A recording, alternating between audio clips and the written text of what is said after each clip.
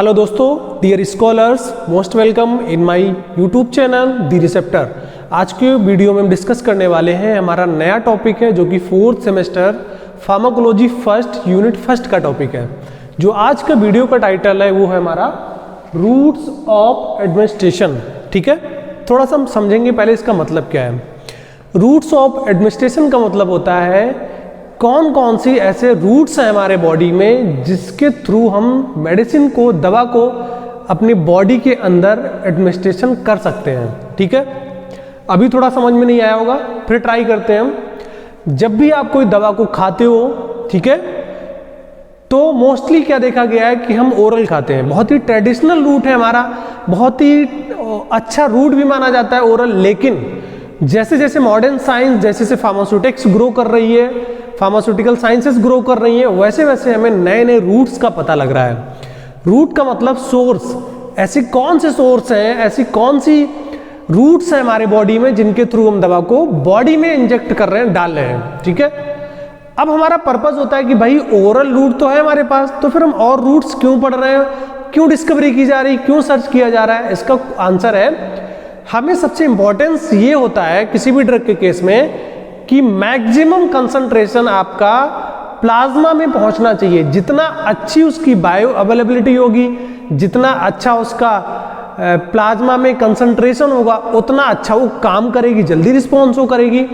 दूसरा केस है कि हमारी जो ड्रग है वो डिजायर लोकेशन पे बहुत जल्दी पहुंचे।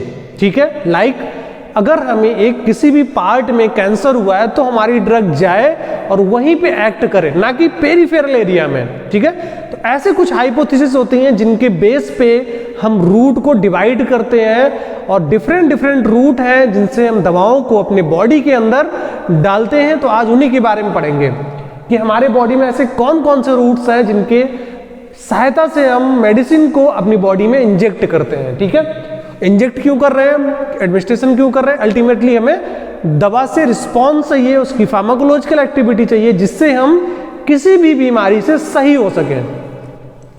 अब बात करें कि कौन कौन से रूट्स है, तो पहला रूट है एज पर फार्माकोलॉजी क्लासिफिकेशन, इसको डिवाइड करा गया है। अगर आप थोड़ा सा मूव करोगे फार्मास्यूटिक्स की तरफ तो थोड़ा सा क्लासिफिकेशन चेंज हो जाएगा, लेकिन जो बेसिक इसका स्ट्रक्चर है वो यही है। अगर हम बात करें कि एक्सटर्नल जो पहला रूट माना गया है एज पर फार्माकोलॉजी क्लासिफिकेशन, तो रूट ऑफ एडमिनिस्ट्रेशन का जो पहला क्लासिफिकेशन में आपका है वो है एक्सटर्नल, मतलब बाहरी। एक्सटर्नल में आपके दो रूट बोले गए, कौन कौन से हैं। पहला रूट है आपका ओरल, मतलब माउथ। ऐसी दवाइयां हम वो केवल ओरल रूट से दे रहे हैं, मुंह से देने वाली दवाइयां हैं। सेकेंड हमारा है सबलिंगुअल। सबलिंगुअल का मतलब होता है below the tongue. Below the tongue, this one, मतलब जीभ के नीचे। ऐसी दवाइयां जिनको हम जीभ के नीचे रखने के लिए देते हैं उसको बोलते हैं सबलिंगुअल। अभी हम एक्सप्लेन करेंगे डिटेल से। जो हमारा सेकेंड रूट है वो हमारा है पेरेंट्रल, बियॉन्ड द इंटेस्टाइन। ऐसा रूट, अगर इस रूट से आप किसी भी मेडिसिन ड्रग को देते हो तो डायरेक्ट आपके सिस्टमिक सर्कुलेशन, आपके ब्लड में पहुंच जाता है। जो आपका जीआईटी सिस्टम है उसको बाईपास कर देता है। इट मींस अगर आप पेरेंट्रल रूट से कोई भी दवा दे रहे हो तो आपके जीआईटी सिस्टम में नहीं पहुंचेगी, वो डायरेक्ट कहां पहुंचेगी, आपके सिस्टमिक सर्कुलेशन में पहुंचेगी। इसमें कौन कौन से रूट है, पहला आपका है इंट्रावेनस, मतलब आईवी। दूसरा है इंट्रामस्कुलर, आईएम। तीसरा हमारा है सबकुटेनियस, जिसको बोलते हैं एससी रूट। ठीक है, intravenous, intramuscular and subcutaneous, IV, IM and SC. तीसरा हमारा है अदर्स। पहला आपका एक्सटर्नल हो गया, दूसरा आपका पेरेंट्रल हो गया, और जो तीसरा है उसको आता है हमारा अदर्स में। अदर्स में आपके कौन कौन से रूट है, उसमें आपका ओरल इनहेलेशनल। अभी तुमने ओरल की बात करी थी, अब इनहेलेशनल, मतलब अगर कोई ड्रग हमारी गैसियस फॉर्म में है, वेपर फॉर्म में है, तो उसको हम ओरल ले सकते हैं। सेकंड हमारा है इंट्राथीकल, इंट्रावेंट्रिकुलर, डायरेक्ट हम ड्रग को स्पाइन में देते हैं, हम डिस्कस करेंगे डिटेल से, डोंट वरी। नेक्स्ट हमारा है टॉपिकल। अगर किसी भी दवा को हम डायरेक्ट टॉपिकल, मतलब स्किन की अपर सरफेस पे अप्लाई करते हैं, ऊपरी परत पे अप्लाई करते हैं, बहुत सारी क्रीम्स आती हैं, उनको बोलते हैं टॉपिकल रूट। नेक्स्ट हमारा है ट्रांसडर्मल, स्किन में पैचेस लगाते हैं, ट्रांसडर्मल। उसके बाद हमारा रेक्टल या फिर वजाइनल, जो रेक्टल है हमारी, वहां से हम एडमिनिस्ट्रेशन कर सकते हैं, वजाइनल फीमेल की, वहां से भी हम दवा को अंदर एडमिनिस्ट्रेशन कर सकते हैं। अब थोड़ा सा हम प्रयास करेंगे कि जो ओरल रूट है, हमने अभी एक्सटर्नल में देखा, तो ओरल रूट के बारे में थोड़ा समझ लेंगे। थोड़ा सा हम बता दें आपको इसके पहले, ओरल रूट का मतलब मैंने जैसा कि आपको बता ही दिया है कि ओरल का मतलब होता है किसी भी चीज को, जैसे चौक है एज ए ड्रग हमने मान लिया है, और अगर चौक को हम मुंह से खा रहे हैं ऐसे, तो इसको बोलते हैं ओरल रूट। क्लियर हो गया? अब डिस्कस करते हैं हम ओरल रूट का। अगर हम थोड़ा सा एक्सप्लेनेशन करें तो इसका पहला जो पॉइंट है वो क्या है? Easily self administration. इसका मतलब है अगर कोई भी ड्रग ओरल रूट से दी जा रही है तो इसमें किसी असिस्टेंट की रिक्वायरमेंट नहीं पड़ती है। लाइक अगर पेरेंट्रल है तो आप आईवी अपने आप से नहीं लगा पाओगे, डिफिकल्टीज आती हैं, आईएम नहीं लगा पाओगे, प्रॉब्लम्स आती हैं। लेकिन इन केस ऑफ अगर हम बोले चौक खाना है आपको, आप हाथ से उठाओगे और आराम से खा लोगे। इसका मतलब यही है इजिली सेल्फ एडमिनिस्ट्रेशन, आप आराम से उसको एडमिनिस्ट्रेशन कर सकते हो। सेकंड हमारा है low toxic effect then parenteral. Yes, इसका सबसे अच्छा एग्जांपल है अगर आप किसी भी ड्रग को पेरेंट्रल रूट से दे रहे हो लाइक आईवी, अगर उसका रिएक्शन हुआ तो पेशेंट की डेथ तुरंत हो सकती है, क्योंकि अगर आईवी रूट से दे रहे हो तो जो उसका कंसंट्रेशन है प्लाज्मा में वो तुरंत राइज कर रहा है। लेकिन इन केस ऑफ ओरल में आपकी ड्रग होगी, ओरल लिया, इसोफेगस में गई, स्टमक में गई, आपके इंटेस्टाइन में गई, बहुत टाइम हो जाता है। इसीलिए बोलते हैं ओरल अगर आप कोई दवा ले रहे हो तो लगभग 40 मिनट 50 मिनट या फिर आधा घंटा आपको लग सकता है। तो इसीलिए ओरल थोड़ा देर से काम करती है तो उसका टॉक्सिक इफेक्ट भी कम होगा। किसके कंपैरिजन में? पेरेंट्रल के कंपैरिजन में। ठीक है, अब जो आपका थर्ड है वो है overdose overcome bye antidote like activated charcoal. इसका मतलब ये है अगर किसी भी ड्रग को आपने ओरल लिया है और उसकी टॉक्सिसिटी हो गई है तो उस टॉक्सिसिटी को हम एंटीडोट के सहायता से रिमूव कर सकते हैं। कैसे कर सकते हैं? लाइक आपने कोई भी ड्रग ले लिया है, लाइक ये ड्रग ले लिया आपने ओरल रूट से, और 20 मिनट बाद, 25 मिनट बाद, आधे घंटे बाद उसने कोई दुष्प्रभाव शो कर दिया, कोई साइड इफेक्ट शो कर दिया, तो हम एक्टिवेटेड चारकोल देके या फिर जो आपकी ड्रग स्टमक में है उसको हम बाहर निकाल लेंगे। लेकिन इन केस ऑफ अगर किसी भी आईवी का आपको रिएक्शन हुआ है तो हमारे पास ऐसी कोई भी सुविधा नहीं है, क्योंकि वो जीआईटी सिस्टम में नहीं पहुंची है। आप कैसे निकालोगे उसको, क्योंकि वो तो स्टमक में पहुंची नहीं है, वो डायरेक्टली आपकी ब्लड सर्कुलेशन में पहुंच गई है। इसीलिए जो हमारा टॉक्सिसिटी को ओवरकम है वो ओरल के केस में ज्यादा है कंपेयर टू पेरेंट्रल। ठीक है, अब भाई चौथा पॉइंट हमारे पास है फूड में अफेक्ट एब्जॉर्प्शन। हाँ, अगर हम बात करें एब्जॉर्प्शन की तो जो हमारा ओरल का केस है फूड डिस्टर्ब कर सकता है उसकी एब्जॉर्प्शन को, उसकी काइनेटिक प्रोफाइल को, उसकी डायनामिक प्रोफाइल को। कैसे कर सकता है? लाइक आपने बेंजोडाइजेपिन्स ले लिए और आपने अल्कोहल ले लिया। बेंजोडाइजेपिन्स ओरल लिया, वो भी आपके स्टमक में पड़ा हुआ है, आपने अल्कोहल ले लिया, वो भी आपके स्टमक में पड़ा हुआ है ना। अल्कोहल भी 60% है, बेंजोडाइजेपिन्स भी डिप्रेस कर रहा है, आपका एडिशनल इफेक्ट हो गया, तो maybe leads to toxicity. ठीक है, उसकी काइनेटिक और डायनामिक प्रोफाइल भी चेंज हो सकती है। इस तरह से अगर आप कोई जीआईटी सिस्टम में ड्रग लेते हो, ओरल लेते हो, तो उसके इंट्रैक्शंस के चांस बढ़ सकते हैं, जिसकी वजह से ड्रग का एब्जॉर्प्शन डिस्टर्ब हो सकता है, उसकी काइनेटिक प्रोफाइल इम्बैलेंस हो सकती है, फिर उसकी डायनामिक प्रोफाइल भी अल्टर हो सकती है। लेकिन in case of IV directly आपने इंजेक्शन ले लिया, आप कुछ भी खाइए कोई फर्क नहीं पड़ता है, क्योंकि जब आप खा रहे हो तो स्टमक से जीआईटी सिस्टम में, इंटेस्टाइन में पहुंच रहा है। लेकिन जब आप इंजेक्ट कर रहे हो, आप चाहे आपका सबक्यूटेनियस हो, चाहे आपका इंट्रावेस्कुलर हो या फिर आपका आईवी हो, वो डायरेक्टली आपके सर्कुलेशन में पहुंच रहा है, ना कि जीआईटी में। अब बात करते हैं भाई सबलिंगुअल या फिर बकल रूट। हाँ, जो सबलिंगुअल रूट है वो होता है हमारा बिलो दी टंग, मतलब जो हमारी जीभ है, जीभ के नीचे, किसी भी मेडिसिन को जीभ के नीचे रखते हैं तो उसको बोलते हैं हम सबलिंगुअल रूट, बिलो दी टंग। ठीक है, दूसरा रूट हमारा इसी में आता है बकल रूट। बकल रूट होता है जो हमारे चीक्स होते हैं और हमारा गम होता है उसके बीच में। कभी छोटे बच्चे, जब आप कभी आपने देखा होगा टॉफी लेते हो तो टॉफी को आप यहाँ पे रख लेते हो, दिस इज बकल रूट। ठीक है, तो वो भी आपका एक एडमिनिस्ट्रेशन फॉर्म में होता है।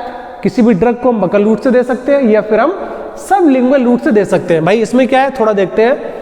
अगर आप किसी भी ड्रग को सबलिंगुअल या फिर बकल रूट से लेते हो तो उस केस में भी आपका जो जीआईटी सिस्टम है बाईपास हो जाता है, आपका हेपेटिक मेटाबॉलिज्म बाईपास हो जाता है। मींस अब भाई आप कहोगे कि भाई ये भी तो ओरल रूट है, लेकिन जब आप किसी भी ड्रग को बकल या फिर सबलिंगुअल लेते हो तो डायरेक्ट सर्कुलेशन में पहुंच जाती है, क्योंकि जो आपका बिलो द टंग रीजन है उसमें सर्कुलेशन बहुत तेज हो जाता है, बहुत तेज रहता है, ठीक है। इसलिए इस रूट्स को जो है डायरेक्टली आपके ब्लड सर्कुलेशन में रीच कर जाता है, इसीलिए जीआईटी सिस्टम आपका बाईपास हो जाता है और हिपैटिक मेटाबॉलिज्म बाईपास हो जाएगा, ठीक है। रैपिड एब्जॉर्प्शन, जैसा कि मैंने बताया, वहां पे ब्लड सर्कुलेशन बहुत तेज है आपका, चाहे वो आपका बकल रूट हो या फिर सबलिंगुअल बिलो द टंग, इसलिए जो एब्जॉर्प्शन है उसका आपने दवा ली और डायरेक्टली आपका रीच कर जाता है systemic circulation. This is called rapid absorption. Third आपका पॉइंट है इजी टू एडमिनिस्ट्रेशन। भाई बिल्कुल समझ में आ रहा होगा, ये दवा है, आपसे हमने कह दिया कि आपको जीभ के नीचे रख लेना है, आप रख लोगे। चीक और गम के बीच में रखना है, आप बिल्कुल आराम से रख लोगे, बकल रूट या फिर सबलिंगुअल, ठीक है। नेक्स्ट अगर आप एग्जाम्पल की बात करें तो कौन सा है, सबलिंगुअल का एग्जाम्पल है बहुत सारा, जो आपके नाइट्रेट्स हैं, तो nitrates is a well known example of sublingual route. Nitrates like आपका जीटीएन है, ठीक है, जो आपके कार्डियोवैस्कुलर रिस्क में देते हैं। दूसरा एग्जाम्पल है बकल रूट का, बहुत सारी आपकी स्टेरॉइड्स हार्मोन्स हैं, ठीक है, फीमेल स्टेरॉइड हार्मोन्स हैं, उन केस में भी हम सब बकल रूट प्रेफर करते हैं, ठीक है।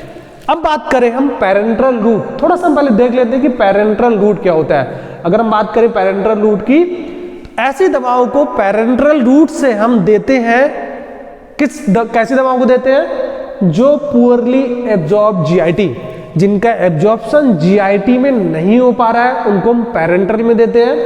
पहला पॉइंट समझना आप, ऐसी दवाएं जिनका एब्जॉर्प्शन जीआईटी से नहीं हो पा रहा है उनको पैरेंट्रल में प्रेफर करते हैं, ठीक है। सेकेंड है अनस्टेबल जीआईटी, ऐसी दवाएं, ऐसे मॉलिक्यूल जो जीआईटी में स्टेबल नहीं है, डिग्रेडेशन हो जा रहा है, लाइक वेल नोन एग्जांपल है इंसुलिन। इंसुलिन इसीलिए हम ओरल प्रेफर नहीं करते हैं, ठीक है।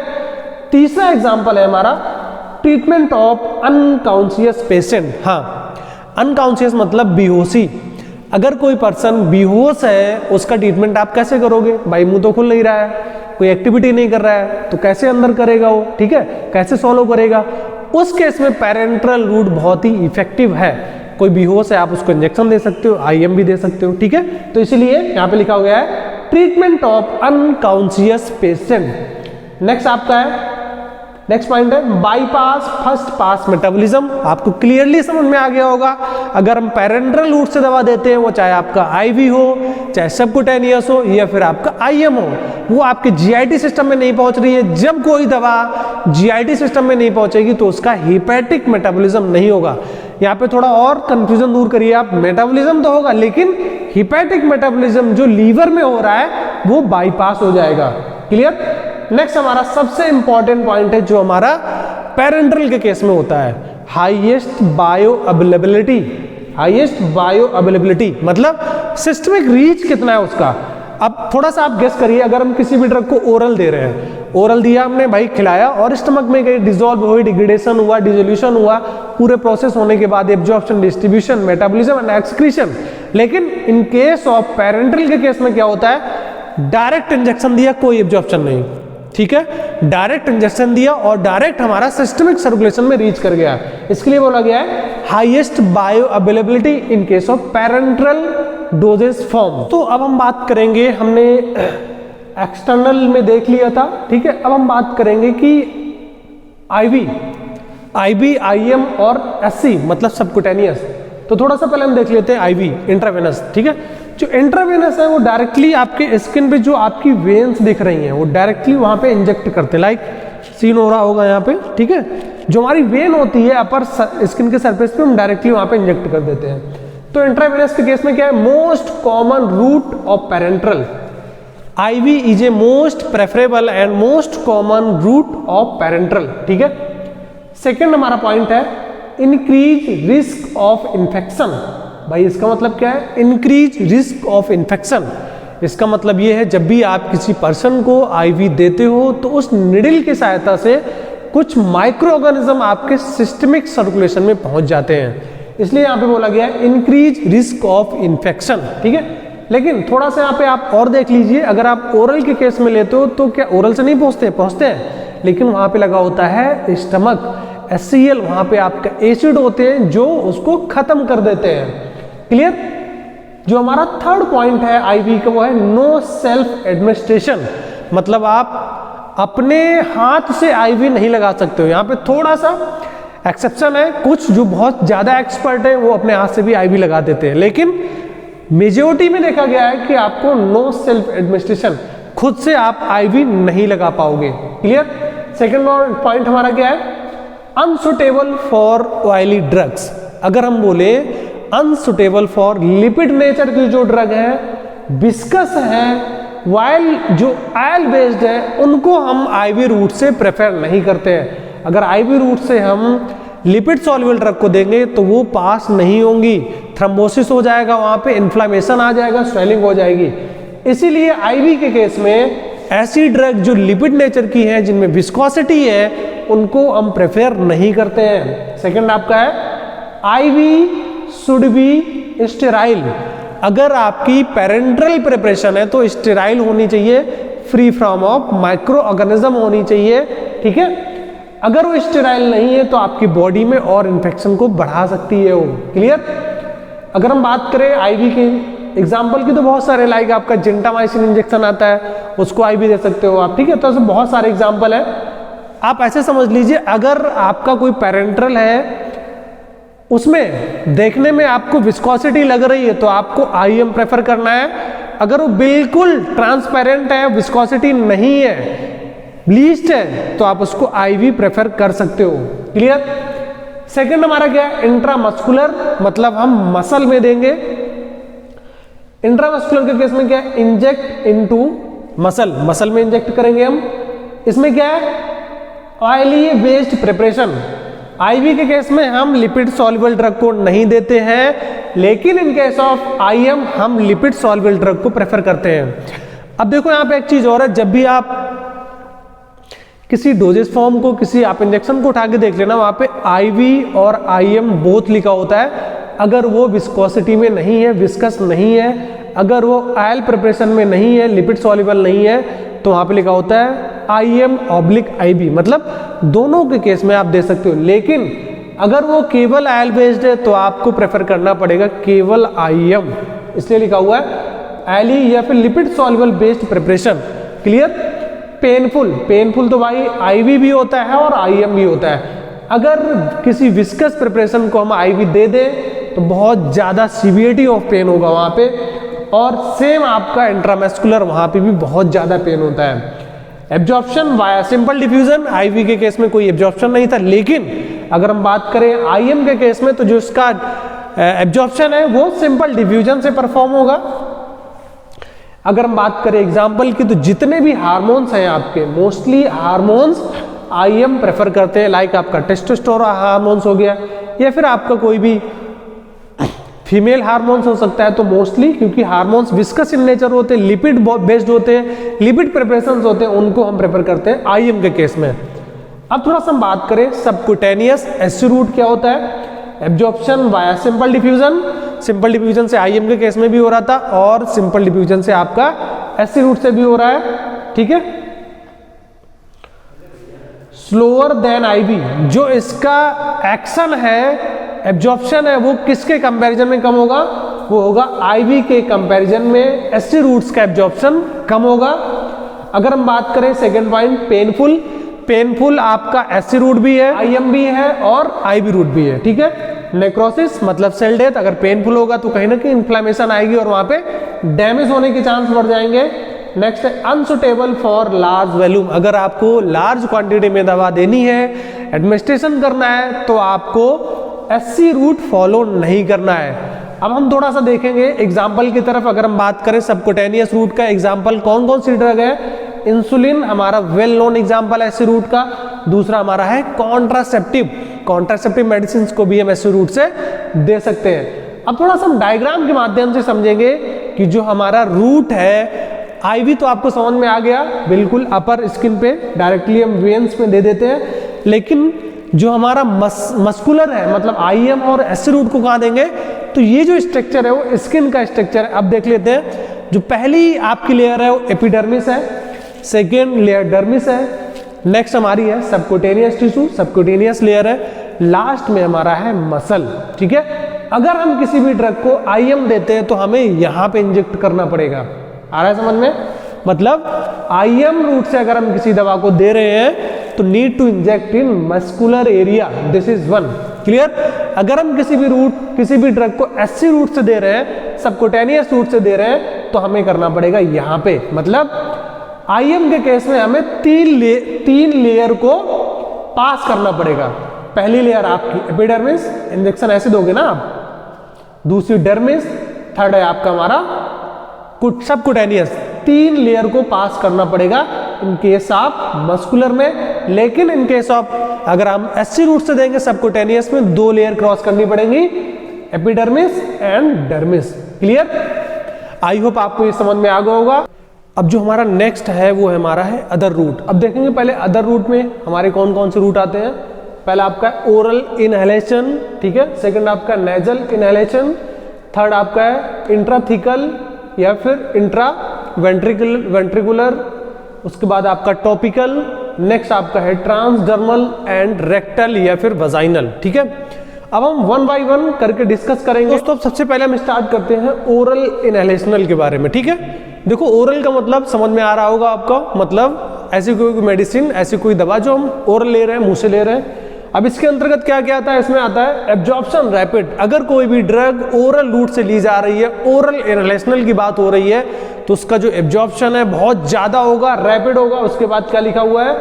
Rapid delivery of a drug across the large surface area of the mucous membrane of respiratory tract. Most of the जो आपकी ओरल इनहेलेशनल ड्रग है वो अस्थमा के केस में होती है, यूज होती है, या फिर हम बोले रिस्पायरेटरी की जिसको दिक्कत होती है उसके लिए यूज होती है, और उनका जो एब्जॉर्प्शन होता है बहुत रैपिड होता है due to bigger surface area in mucous membrane in the respiratory region और एरिया। बात आ गई समझ में? इनका जो एब्जॉर्प्शन होता है वो सरफेस एरिया की वजह से म्यूकस मेम्ब्रेन रिस्पायरेटरी रीजन में बहुत तेज हो जाता है, एब्जॉर्प्शन रैपिड हो जाता है। ठीक है, नेक्स्ट पॉइंट हमारा क्या है? Mostly air gases. अगर कोई ओरल इनहेलेशनल की ड्रग है तो मोस्ट ऑफ द केस में जो आपका नेचर होगा उसका वो होगा एयर गैसेस, गैसियस फॉर्म में होगा। Clear? Localised effect is good. Localised मतलब अगर हमें रिस्पायरेटरी ट्रैक्ट के लिए लेना है तो लोकलाइज्ड इफेक्ट बहुत अच्छा है, मतलब उस डिजायरेबल एरिया के लिए हमारा बहुत अच्छा होता है। Drug can inter into brain, भाई बहुत बड़ी दिक्कत है ये। लाइक अगर ओरल इनहेलेशनल की बात कर रहे हैं तो हमें रिस्पायरेटरी में दवा को पहुंचाना है, लेकिन रिस्पायरेटरी में तो पहुंचती है, इसके अलावा हमारी कहां पहुंच जाती है? ब्रेन में। अगर कोई ड्रग अननेसेसरी ब्रेन में इंटर कर रही है तो कहीं ना कहीं दिक्कत है, वहां पे टॉक्सिसिटी के चांस बढ़ जाएंगे, या फिर आपको जो एक्शन मिलना चाहिए वो प्रॉपर एक्शन नहीं मिलेगा। हो सकता है उस ड्रग का कंसंट्रेशन भी थोड़ा डिक्लाइन हो जाए। ठीक है, अगर इसकी बात करें एग्जांपल की तो मोस्ट ऑफ द ब्रोंकोडायलेटर आपके ओरल इनहेलेशनल होते हैं जो कि अस्थमा में यूज करते हैं। ठीक है, रिस्पायरेटरी ट्रैक्ट में यूज करते हैं। नेक्स्ट हमारा है नेजल इनहेलेशनल या फिर स्प्रे। अभी आपने देखा हम दवा को कैसे दे रहे थे, गैसियस फॉर्म में हमारी दवा थी, हम ओरल दे रहे थे, लेकिन अब हम दवा को देंगे नेजल इनहेलेशनल, मतलब उसको देंगे नाक से देंगे हम दवा, या फिर स्प्रे फॉर्म में हो सकती है डायरेक्टली इनटू नोज। जो इसका एडमिनिस्ट्रेशन है, इंजेक्ट है, वो हम डायरेक्टली नोज में करते हैं। Drug can inter into brain, इसका भी थोड़ा सा ड्रॉबैक है। अगर आप ओरल इनहेलेशनल के केस में ले रहे हो या फिर नेजल इनहेलेशनल के केस में ले रहे हो, तब भी जो आपका ड्रग है वो आपके ब्रेन तक पहुंच सकती है। ठीक है, जब ब्रेन तक पहुंच जाती है तो कहीं ना कहीं टॉक्सिसिटी के चांस बढ़ जाते हैं, जो कि हमें नहीं चाहिए। एग्जांपल इसका है ऑक्सीमेटाजोलिन। ऑक्सीमेटाजोलिन एक आपका नेजल डिकंजेस्टेंट है, बहुत ज्यादा यूज होता है नेजल स्प्रे के फॉर्म में। क्लियर? नेक्स्ट हमारा कौन सा रूट है? इंट्राथिकल या फिर इंट्रावेंट्रिकुलर। इस केस में क्या है? Drug administration into spine. हाँ, अगर इंट्राथिकल की बात करें तो हम डायरेक्ट अपने स्पाइन में देते हैं, स्पाइनल कॉर्ड में देते हैं। अगर हम इंट्रावेंट्रिकुलर की बात करें तो ड्रग का जो एडमिनिस्ट्रेशन है हमारा कहाँ होता है? ब्रेन में। क्लियर? अगर इंट्राथिकल की बात करेंगे तो स्पाइन में देते हैं, स्पाइनल कॉर्ड में डायरेक्ट तो सीएसएफ में चली जाती है ड्रग। अगर हम बोले इंट्रावेंट्रिकुलर तो डायरेक्ट चली जाती है ब्रेन में। और ये जो रूट है वो बहुत ज्यादा अप्लाई होता है अगर हमें किसी डिजीज के लिए टारगेटेड ड्रग चाहिए, टारगेटेड ड्रग लेवी चाहिए तो उसके लिए बहुत यूज होता है। मतलब जहां हमें ड्रग पहुंचानी है हम डायरेक्ट वहां पहुंचा रहे हैं। लाइक आप ओरल खा रहे हो, आपको पेन हो रहा है तो आपकी दवा जाएगी, फिर पेन वाले एरिया में जाएगी, फिर रिसेप्टर को देखेगी वहां पे, तो कहीं ना कहीं ड्रग का डिग्रेडेशन हो जाता है। लेकिन in case of intrathecal intraventricular हमारी एक डिजायरेबल डोज है, हमें डायरेक्ट सीएसएफ में पहुंचाना है, डायरेक्ट स्पाइन में पहुंचाना है, या फिर हम डायरेक्ट ब्रेन में पहुंचाना है रादर देन ओरल। क्लियर? अगर हम इसकी एग्जांपल की बात करें तो क्या this is amphotericin B. Amphotericin B का केस है, डायरेक्ट हम स्पाइन में दे देते हैं, डायरेक्ट हम सीएसएफ, जो हमारी एम्फोटेरसिन बी है ड्रग है वो डायरेक्ट सीएसएफ में चली जाती है। क्लियर? अगर हम बात करें नेक्स्ट टॉपिकल, टॉपिकल का मतलब होता है किसी भी दवा को हम स्किन के सरफेस पे अप्लाई करते हैं, ऊपरी सरफेस पे अप्लाई करते हैं, उसको बोलते हैं टॉपिकल। लाइक ये हमारे पास क्रीम है और हमने ऐसे लगा लिया, this is topical. Clear? For local effect, local effect के लिए होता है एग्जाम्पल, अगर आपको यहाँ पे एक्जिमा हो रहा है, रेडनेस आ गया है, फंगस हो गया है, या फिर कोई भी इन्फेक्शन हो गया है, तो हम उस प्रॉपर उस जगह एरिया पे लगा लेंगे, इसको बोलते हैं लोकल इफेक्ट। हमें पूरे शरीर में लगाने की जरूरत नहीं है, जहां पे स्किन में दिक्कत आ रही है, सरफेस में दिक्कत आ रही है, हम उस पर्टिकुलर रीजन में उस दवा को अप्लाई कर देते हैं। This is local effect. ठीक है?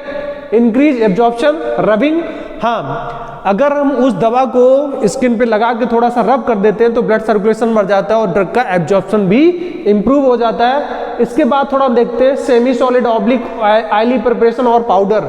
जो आपकी टॉपिकल प्रिपरेशन है वो आपकी सेमी सॉलिड हो सकते हैं, ऑयली प्रिपरेशन हो सकते हैं, या फिर पाउडर फॉर्म में हो सकते हैं। अगर एग्जाम्पल की बात करें तो बहुत सारी क्रीम्स आप लगाते हो टॉपिकल, लाइक आपका सोफ्रामाइसिन क्रीम आती है, एंटीबैक्टीरियल है। ठीक है? और दूसरा एग्जाम्पल है एंटी फंगल्स, बहुत सारी क्रीम्स आती हैं जो हमारी पर्टिकुलर रीजन पे अप्लाई होती हैं, जहां पे हमें कोई दिक्कत होती है और टॉपिकल हम अप्लाई कर लेते हैं। जो नेक्स्ट हमारा है फिफ्थ है ट्रांसडर्मल, ट्रांसडर्मल पैचेज। इसमें देखते हैं क्या है, ड्रग लिपिड इन नेचर। अगर कोई ट्रांसडर्मल हमारा पैचेज है, कोई प्रिपरेशन है, तो मोस्ट ऑफ दी जो ड्रग का केस होगा वो हमारा लिपिड इन नेचर। क्लियर? इसमें एक चीज और देख लीजिए, टॉपिकल में आपका फर्स्ट पास मेटाबॉलिज्म नहीं होगा, मतलब ड्रग हमारी लीवर तक नहीं पहुंचेगी, डायरेक्टली एब्जॉर्ब होकर और अपना काम दिखा देगी। क्लियर? बात करें ट्रांसडर्मल की, तो ट्रांसडर्मल के केस में मैंने क्या बताया आपको, drug lipid in nature. Most of the drug preparation होगी आपकी ट्रांसडर्मल पैचेज के केस में वो क्या होगी, लिपिड नेचर की होगी, मतलब ऑयली नेचर की होगी। अप्लाई ऑन स्किन, हम स्किन पे अप्लाई करेंगे इसको भी। ठीक है? Bypass first pass metabolism. ठीक है? इसमें भी देखो सबसे आपको बहुत इजीली समझ में आ जाएगा। अगर हम फर्स्ट पास मेटाबॉलिज्म की बात कर रहे हैं तो कहीं ना कहीं हम बात कर रहे हैं आप ड्रग ओरल ले रहे हो और ओरल लेने के बाद आपकी ड्रग का कंसंट्रेशन लीवर में जा रहा है, उसको बोलते हैं हम फर्स्ट पास मेटाबॉलिज्म। अगर आप ट्रांसडर्मल पैचेस लगा रहे हो स्किन में तो जो आपकी ड्रग है, वो जो प्रिपरेशन है वो आपकी लीवर तक नहीं पहुंच रही है। अगर कोई ड्रग लीवर तक नहीं पहुंचेगी तो उसको बोलते हैं फर्स्ट पास मेटाबॉलिज्म। क्लियर? तो इसलिए इसमें बोला गया है बाईपास फर्स्ट पास मेटाबॉलिज्म, मतलब फर्स्ट पास मेटाबॉलिज्म ड्रग का नहीं होने वाला है आपका ट्रांसडर्मल के केस में। नेक्स्ट हमारा पॉइंट है mostly sustain drug delivery system, मतलब ऐसी दवाएं जो धीरे धीरे काम करती है, सस्टेन को मेंटेन करती है, ऐसी दवाओं को हम ट्रांसडर्मल पैचेस के फॉर्म में प्रिपरेशन में प्रिपेयर करते हैं। ठीक है? अगर हम बात करें ट्रांसडर्मल का एग्जांपल क्या है, तो इसका एग्जांपल है बहुत अच्छा है nitroglycerin. This is nitrate used in cardiovascular system. इसके अलावा निकोटीन भी एक हमारा ट्रांसडर्मल पैचेस के फॉर्म में मार्केट में अवेलेबल है। इसके बाद हम बात करें रेक्टल, जो हमारा लास्ट रूट है वो हमारा है रेक्टल। अगर रेक्टल की बात करें पार्शियली फर्स्ट पास मेटाबॉलिज्म, इसमें तो होता है फर्स्ट पास मेटाबॉलिज्म होता है, लेकिन पार्शियली होता है फर्स्ट पास मेटाबॉलिज्म। ठीक है? नॉट वेल एक्सेप्टेड रूट, आपको पता लग रहा होगा इसके नाम से, जो हमारा रेक्टल है वो एक्सेप्टेड रूट नहीं है, मतलब लोगों को पसंद नहीं है, इसलिए यहाँ पे लिखा गया है नॉट वेल एक्सेप्टेड रूट। अब आजकल बहुत कम यूज हो रहा है या फिर ना के बराबर यूज हो रहा है। नेक्स्ट हमारा ideal for drug cause vomiting. हम ऐसी दवाओं को रेक्टल प्रिपरेशन में ऐसी दवाओं को रेक्टल प्रेफर करते हैं जिनमें वॉमिटिंग के चांस बहुत होते हैं, जिनको खाने के बाद लोगों को वॉमिटिंग बहुत आती है, एज ए वॉमिटिंग इंड्यूसर होते हैं, ऐसी दवाओं को हम यूज कर लेते हैं रेक्टल के केस में। क्लियर? ड्रग में भी इरिटेट रेक्टल म्यूकोसा, हाँ बहुत बड़ा इशू है ड्रग के केस में। कुछ दवाएं रेक्टल म्यूकोसा को डिस्टर्ब कर देती हैं, डैमेज कर देती हैं, ब्लीडिंग कर देती हैं, तो ये भी एक थोड़ा सा आपका ड्रॉबैक है। अगर एग्जांपल की बात करेंगे कौन सी ड्रग रेक्टल में लेते हैं, तो बहुत अच्छा एग्जांपल हमारा एंटी एमेटिक्स। ठीक है? तो एंटी एमेटिक्स ड्रग को हम एज ए रेक्टल में यूज करते हैं, लेकिन मैंने बताया क्लिनिकली प्रैक्टिकली रेक्टल रूट हमारा एक्सेप्टेड नहीं है, बहुत कम है, इसको प्रेफरेंस बहुत कम दिया जाता है। दोस्तों वीडियो आपको अच्छा लगा हो सब्सक्राइब करिए, शेयर करिए and hit the bell icon. Thank you.